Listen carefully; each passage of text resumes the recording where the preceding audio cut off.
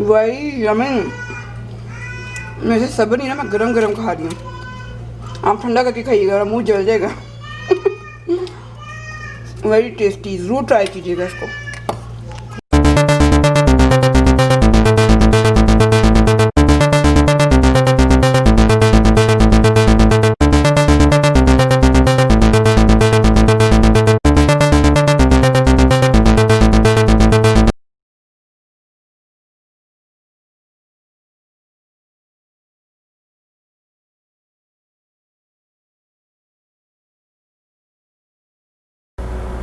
अस्सलाम वालेकुम वीवर्स, आज मैं आपके साथ बहुत ही मज़ेदार पफ पेस्ट्री की रेसिपी शेयर करने जा रही हूँ और इसको आप ज़रूर ट्राई कीजिएगा। इसके लिए मैंने 3 कप मैदा लिया है और इसमें मैं आधा जो है चाय का चम्मच मैं इसमें शामिल करूँगी नमक का, सॉल्ट।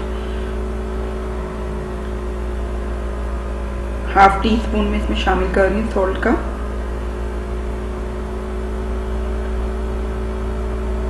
और 2 खाने के चम्मच मैं इसमें शामिल कर रही हूँ लेमन जूस और इसको अच्छी तरह से मिक्स कर लेंगे हम।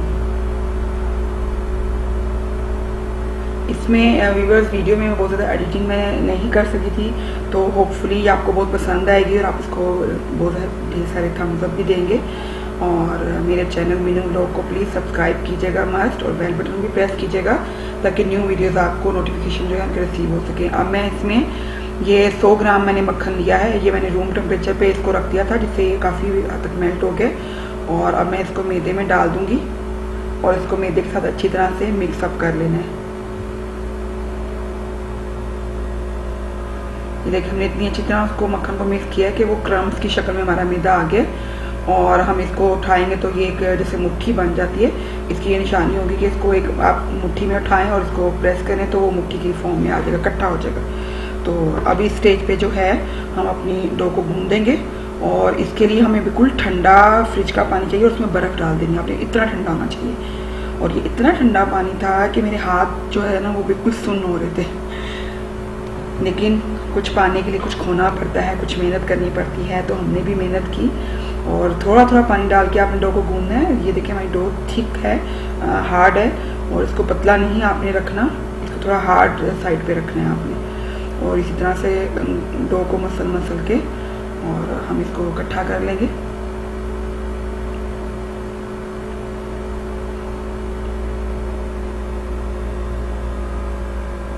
डो हमारी रेडी हो गई है और इसको मैंने बड़ा सा पेड़ा बना दिया और देखें ये हार्ड है। और इसको अब मैं रैप करके और इसको मैं फ्रिज में रख दूँगी 20 मिनट के लिए। इसको रूम टेम्परेचर पे बिल्कुल नहीं छोड़ना, इसको फ्रिज में रखना है 20 मिनट के लिए। और उतनी देर में हम जो है ये मक्खन है ठंडा, बिल्कुल फ्रिज का मक्खन, बिल्कुल कोल्ड बटर है। इसको जो है इसके ऊपर मैंने 300 ग्राम मक्खन लिया है, उसके ऊपर 2 खाने के चम्मच मैदा जो है उसको छिड़क के और इसको जो है फोक की मदद से तोड़ लेना है। और ये सबसे मुश्किल काम मुझे लग रहा था। और ये मक्खन का हमने एक पेड़ा बना दिया बड़ा सा और इसको भी जो है रैप करके मैंने प्लास्टिक से उसको फ्रिज में रख देना है। और अब हम अपने जो है डो निकाली है, मक्खन को आपने 15 मिनट फ्रिज में रखना है और डो को आपने 20 मिनट फ्रिज में रखना है। और अब मैं डो को ज़रा बेल रही हूँ, इसको इस फॉर्म में आपने बेलना है। आप इसको देख लीजिएगा ध्यान से, जैसे एक फ्लावर बनता है ऐसे फ्लावर की शेप बन जाएगी इसकी।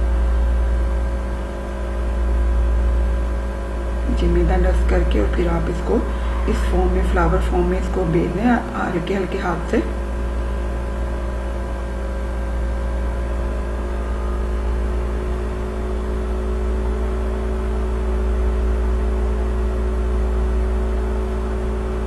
प्यारा फ्लावर बन गया हमारा। मेरी बेटी कह रही थी मुझे ये डो दें खेलने के लिए। मैंने कहा बेटा ये इतनी मेहनत से बनी डो है, ये खेलने के लिए नहीं है। और अब वो जो पेड़ा जो हमने मक्खन का बना के फ्रिज में रखा था उसको निकाल के और इसके अंदर रख देना है आपने।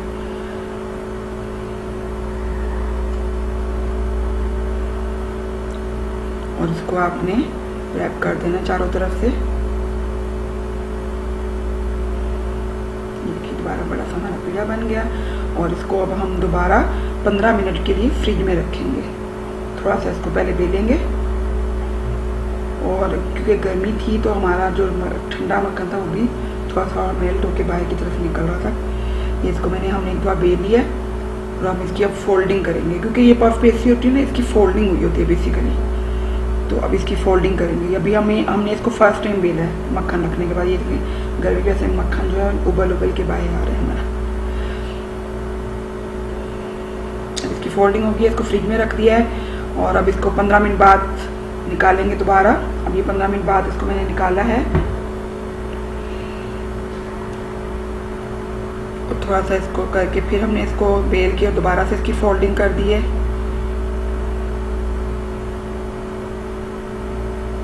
और ये हमारी थर्ड फोल्डिंग है। और अब हम इसको बस 3 फोल्डिंग करनी है, उसके बाद आप इसको यूज़ कर सकते हैं। और ये मैंने अब उसको बेला है जितना मुझे चाहिए था उसमें से लेके, और हल्के क्या उसको बेल के इसमें चीनी डाल दी है और उसके बहुत ही मज़ेदार से आपको बिस्किट बना के दिखाएंगे। ये पफ पेस्ट्री आप बेकरी से बिस्किट लेते हैं, वो टाई शेप बनी होती है, कहीं पे हार्ट शेप बनी होती है, तो हम भी इसको हार्ट शेप देने की कोशिश करते हैं।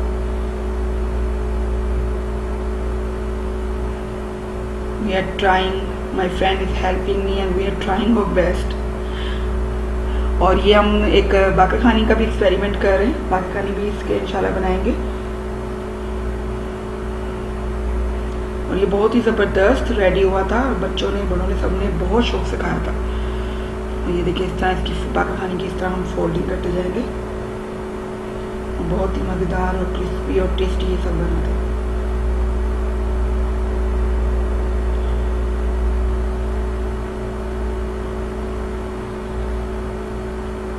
छोटी छोटी सी बाकर खानियाँ बना ली हैं।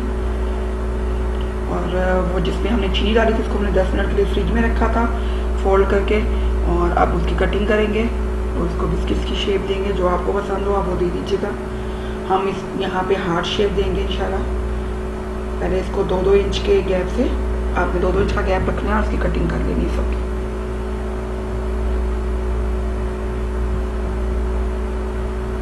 इसको फिर हाथ में लेके इस तरह प्रेस कर देंगे तो ये देखिए ज़बरदस्त सी हार्ट शेप में आ गई।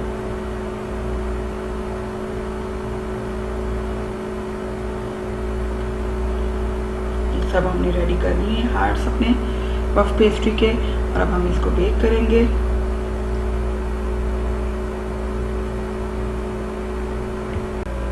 ऊपर से आपने इसकी एग वॉश कर देना है। एग लेके उसकी सारा ब्रश से आप ऊपर लगा दें अच्छी तरह से। इससे बड़ा खूबसूरत सा जो है वो कलर आएगा इसके ऊपर एग वॉश से।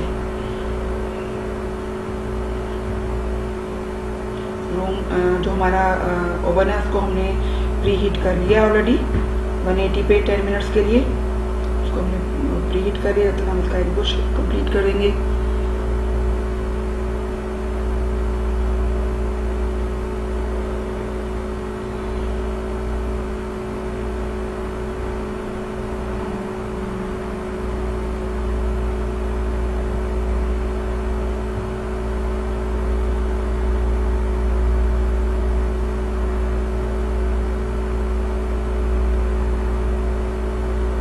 हम इस पर चीनी छिड़क रहे हैं, शुगर स्प्रिंकल कर रहे हैं। आपकी मर्जी, आप नहीं करना चाहें तो आप इसको स्किप भी कर सकते हैं।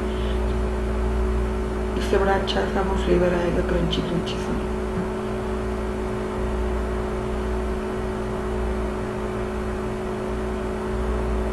इंशाल्लाह आपको मैंने आज 2 की रेसिपी दे दी है और नेक्स्ट इंशाल्लाह हम इसके साथ और भी बहुत सी चीज़ें ट्राई करेंगे। पफ पेस्ट्री से जो पैटीज बनते हैं और पफ पेस्ट्री से जो एप्पल पाई बनता है, उसकी चीज़ें मैं इंशाल्लाह आपको बना के इंशाल्लाह दिखाऊंगी। ये देखिए कितना खूबसूरत हमारा कलर आया। हमने इसको 180 डिग्री पे 15 से 20 मिनट के लिए बेक किया है।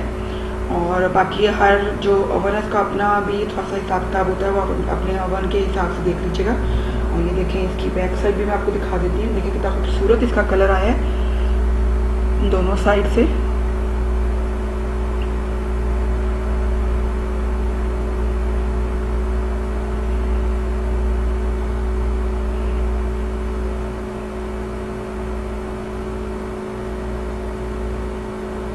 और हमसे तो सब्र नहीं हो रहा था, हम आप इसको ठंडा करके खाइएगा। हम तो बस गर्म गर्म ही मैं मेरी फ्रेंड खाना शुरू हो गए थे, क्योंकि हमसे सब्र नहीं हो रहा था। इतनी टेस्टी, आप देखिए अंदर से भी कितनी क्रिस्पी और कितनी वो खस्ता बनी है। तो आपने इस रेसिपी को ज़रूर ट्राई करना है। आपके बच्चों को, आपके हस्बैंड को, सबको बहुत बहुत पसंद आएगी। और मैंने बहुत मेहनत से ये रेसिपी बनाई है आप लोगों के लिए, तो काइंडली इसको जो है आप लाइक एंड शेयर कीजिएगा और अपने फ्रेंड्स के साथ इसको मस्त शेयर कीजिएगा। और मेरे चैनल मीनू व्लॉग को काइंडली सब्सक्राइब कर दीजिएगा और बेल बटन को मस्त प्रेस कीजिएगा और like comment and share please, और ताकि मेरी हौसला अफजाई हो सके। Thank you so much. अल्लाह हाफिज़।